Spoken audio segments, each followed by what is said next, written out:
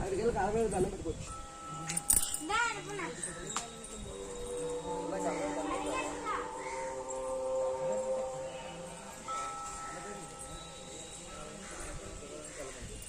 రండి వినండి, ఇద్దరు నక్షత్రాలు ద్రాక్షాలు అన్నవరం.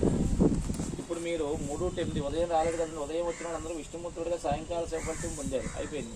మళ్ళీ 3-8 వచ్చిన వాళ్ళు మీరు సాయంకాలం వరకు శివుడికి ప్రీతి, శివుడితో పాటుగా విష్ణుమూర్తిని పొందుతారు. ఉదయం రాలేదు కదా మీరు, అందువల్ల ఉదయం వస్తే సాయంకాలం ఫలితం ఉంటుంది, సాయంకాలం వస్తే ఉదయం ఫలితం ఉంటుంది. అందరూ వినాలి. వర్షం బ్రహ్మగారి ఇక్కడ నిలబడటం వల్ల ఒక త్రినాథ పూజ, కేదార పూజ చేసుకున్న ఫలితం వినాలి. పురాణం ఎక్కడికక్కడ పురాణాలు ఉంటాయి, అందుకే వినండి అంటాం. లోపల కొన్ని చేస్తే బయట కొన్ని చేస్తాయి. తర్వాత 4 ముఖద్వారాలు, ఇది తూర్పు అనమాట. ఈ తూర్పుని ఋషులు వచ్చి కొన్నాళ్ళకి నుండి జలం తీసుకొచ్చి పెట్టి వెళ్ళారు.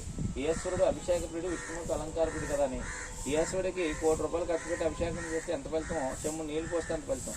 విష్ణుమూర్తికి తులసిమాల వేసేస్తాం. ఆ జలం ఈశ్వరుడికి ఉందని చెప్పి 7 ఋషులు రాజమండ్రి వెళ్ళి తీసుకొచ్చి పెట్టారు. దాన్నే సప్త గోదావరి జలం అంటారు మాకు. ఆ జలం ఏంటంటే మీ యొక్క లైఫ్ అంబిషన్, సంతానం